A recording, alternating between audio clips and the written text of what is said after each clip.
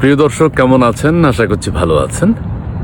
মার্কিন চুক্তি নিয়ে কিছু কথা বলতে চাই। সেটি হচ্ছে জামাতে ইসলামের ভূমিকা, জামাতে ইসলাম এখন কি বলছে, কেন বলছি, পররাষ্ট্রমন্ত্রী জামাতে ইসলাম সম্পর্কে কি বলেছে, সাবেক উপদেষ্টারা এই চুক্তির ব্যাপারে কারা কারা জড়িত, কে কে জানে, কারা কারা জানে, কোন কোন রাজনৈতিক দল জানে, সেটা কিন্তু উপদেষ্টারাও বলে গেছে।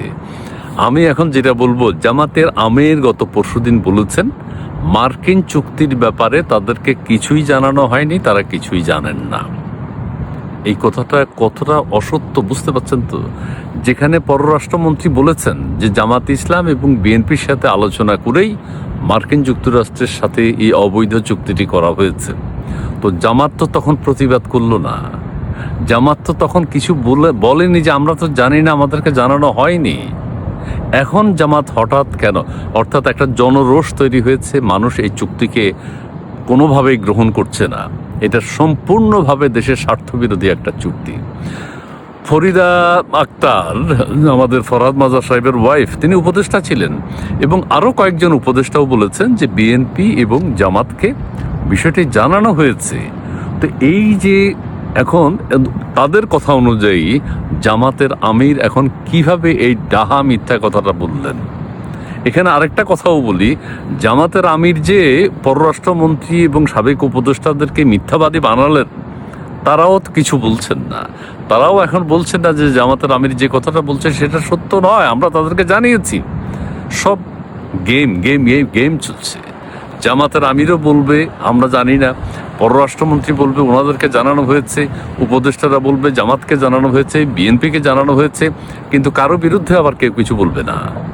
অর্থাৎ একটা অবৈধ চুক্তি ডক্টর ইউনূস সাহেব দেশের মানুষের উপর চাপিয়ে দিয়েছেন। মার্কিন যুক্তরাষ্ট্রের সাথে যে চুক্তিগুলো করেছেন সেটা তো আমরা কম বেশি এখন সবাই জানি, অল্প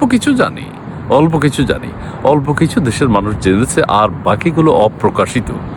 আরও কি জ্বালানির ব্যাপারে কি চুক্তি হয়েছে, বন্দরের ব্যাপারে কি চুক্তি হয়েছে, করিডোরের ব্যাপারে কি চুক্তি হয়েছে, অস্ত্রের ব্যাপারে কি চুক্তি হয়েছে, এগুলো দেশের মানুষ ক্লিয়ার না। ঠিক আছে, আমরা ওই শুয়োরের মাংস নিয়েই আছি।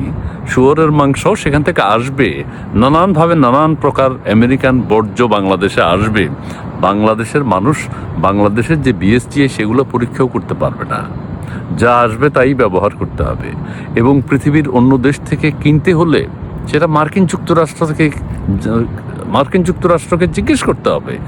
এটা তো আমাদেরকে একদম গোলাম বানিয়ে দিয়েছে। ঠিক আছে, এখন আমি যে কথা বলতে চাই, এই যে জামাতের আমির ইসলাম বলে, তিনি এখন বলছেন যে আমাদেরকে জানানো হয়নি। জানানো না হলে আপনি সংসদে প্রতিবাদ করেন। এই চুক্তি যদি অবৈধ হয়, আপনি বাইতুল মোকাররমের দক্ষিণ প্লাজায় মিছিল করেন, মিটিং করেন, জমায়েত করেন ওখানে, যে অবৈধ চুক্তি আমরা মানি না। আপনি সংসদে চিৎকার করেন, ওয়াক আউট করেন, প্রতিবাদ করেন, বলেন, জনগণকে বুঝান যে সরকার যে চুক্তিটি করেছে, ইউনূস সাহেব যে চুক্তি করে গেছে সেটা অবৈধ। কিন্তু সেটা তো বলছেন না, আপনারা কোনো প্রতিবাদও করছেন না এই অবৈধ চুক্তির ব্যাপারে, কিন্তু বাইরে জনসমাবেশ করে বলছেন আমাদেরকে জানানো হয়নি।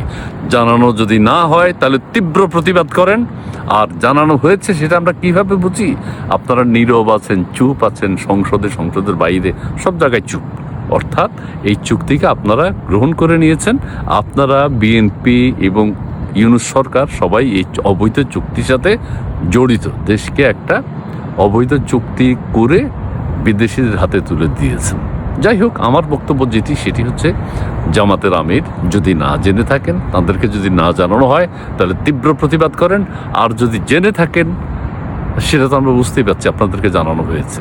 আপনারা সংসদে কোনো কথা বলছেন না, পত্রপত্রিকায় কোনো সাক্ষাৎকারে বলছেন না যে অবৈধ চুক্তি আমরা মানি না, আমরা জনগণের পক্ষে আছি, সেই কথাটাও বলছেন না। যাই হোক, সবাই ভালো থাকবেন, সুস্থ থাকবেন, সুন্দর থাকবেন, এবং এই অবৈধ চুক্তির ফলে বাংলাদেশের মানুষের কপালে আরও কি দুঃখ আছে সেটি আমরা সামনে দেখতে পাবো। ধন্যবাদ।